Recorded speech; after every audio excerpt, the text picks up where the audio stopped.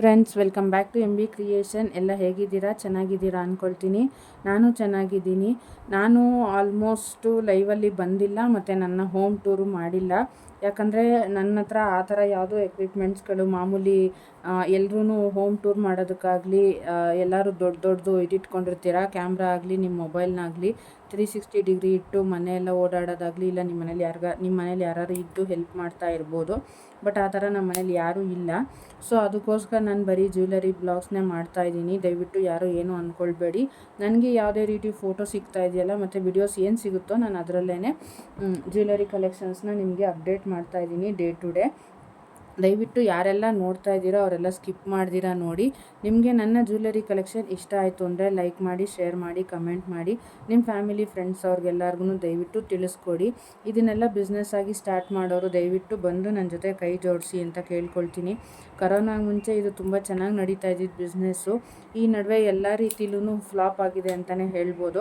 ಯಾಕಂದರೆ almost all ಚಿನ್ನ ತೊಗೊಳಕ್ಕಾಗದೇ ಇರೋರೆಲ್ಲನೂ ಇವಾಗ ಅವ್ರ ಏರಿಯಾದಲ್ಲಿ ಯಾವ್ಯಾವ ಥರ ಸಿಗುತ್ತೋ ಆಯಾ ಥರದನ್ನು ಪರ್ಚೇಸ್ ಮಾಡೋದಕ್ಕೆ ಆಲ್ರೆಡಿ ಎಲ್ಲರೂ ಅದರಲ್ಲೇ ಹೋಗ್ಬಿಟ್ಟಿದ್ದಾರೆ.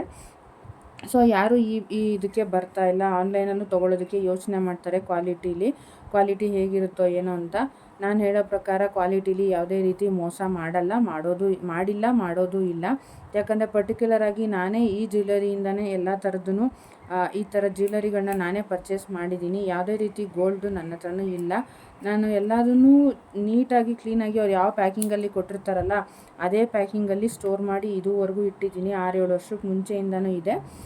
ನೀವು ಬೇಕಾದ್ರೆ ಕಾಟನಲ್ಲಾಗಲಿ, ಇಲ್ಲಾಂದರೆ ಕಾಟನ್ ಹತ್ತಿ ಬಟ್ಟೆನಾದರೂ ಆಗ್ಬೋದು, ಇಲ್ಲ ಹತ್ತಿನಲ್ಲಾಗಲಿ ಇದನ್ನು ಒಂದು ಸಲ ವೇರ್ ಮಾಡಿದ್ಮೇಲೆ ತಂದು ಕ್ಲೀನಾಗಿ ಅದೇ ಥರ ಬಾಕ್ಸ್ ಪ್ಯಾಕಿಂಗ್ ಮಾಡಿ ಇಟ್ಟುಬಿಟ್ರೆ ತುಂಬಾ ಚೆನ್ನಾಗಿರುತ್ತೆ. ಯಾವುದೇ ರೀತಿ ಶೈನಿಂಗು ಹೋಗೋದಿಲ್ಲ, ಏನು ಅದು ಶೇಡ್ ಆಗೋದು ಇಲ್ಲ. ನಿಮ್ಗೆ ಅದರಲ್ಲೇ ಗೊತ್ತಾಗುತ್ತೆ ನಾವು ಹೇಗೆ ಇಟ್ಕೋಬೇಕು ಏನು ಅಂತ. ಬೇಕಾದ್ರೆ 1-2-3 ಸಲ ಟ್ರೈ ಮಾಡಿ ನೋಡಿ ಹೇಗೆ ಸ್ಟೋರ್ ಮಾಡೋದು ಏನು ಅಂತ. ನಿಮಗೆ ಒಂದು ಐಡಿಯಾನೇ ಬಂದುಬಿಡುತ್ತೆ.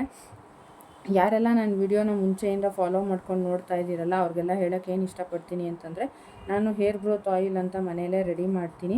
ಅದಕ್ಕೆ ಏನೇನು ಹಾಕಿ ಎಲ್ಲ ರೆಡಿ ಮಾಡಿದ್ದೀನಿ ಅಂತ ಆಲ್ರೆಡಿ ನನ್ನ ವಿಡಿಯೋ ನೋಡಿರೋರಿಗೆಲ್ಲ ಗೊತ್ತಿರುತ್ತೆ. ಬೇಕಾದ್ರೆ ನಾನು ಈ ವಿಡಿಯೋದ ಡಿಸ್ಕ್ರಿಪ್ಷನಲ್ಲಿ ಅದರದ್ದು ಲಿಂಕ್ನ ಕೊಡ್ತೀನಿ. ದಯವಿಟ್ಟು ನೋಡಿ, ನಿಮ್ಮ ಫ್ಯಾಮಿಲಿ ಫ್ರೆಂಡ್ಸ್ಗೆಲ್ಲ ತಿಳಿಸಿ. ಅಥವಾ ನಿಮ್ಮ ಮನೇಲೆ ಯಾರಿಗಾದ್ರೂ ಹೇರ್ ರಿಲೇಟೆಡ್ ಪ್ರಾಬ್ಲಮ್ ಆಗಲಿ, ಹೇರ್ ಗ್ರೋತ್ಗೆ ಏನಾದ್ರು ಬೇಕು ಅಂತಂದರೆ ಆ ಆಯಿಲ್ನ ತೊಗೊಳ್ಳಿ. ಇಲ್ಲಾಂದರೆ ನೀವೇ ಮನೇಲೇ ಮಾಡ್ಕೊಳ್ಬೋದು. ಏನೇನು ಉಪಯೋಗಿಸಿ ಮಾಡಿದ್ದೀನಿ ಅಂತ ನಾನು ಅದರಲ್ಲಿ ಎಲ್ಲನೂ ನೀಟಾಗಿ ಹೇಳಿದ್ದೀನಿ.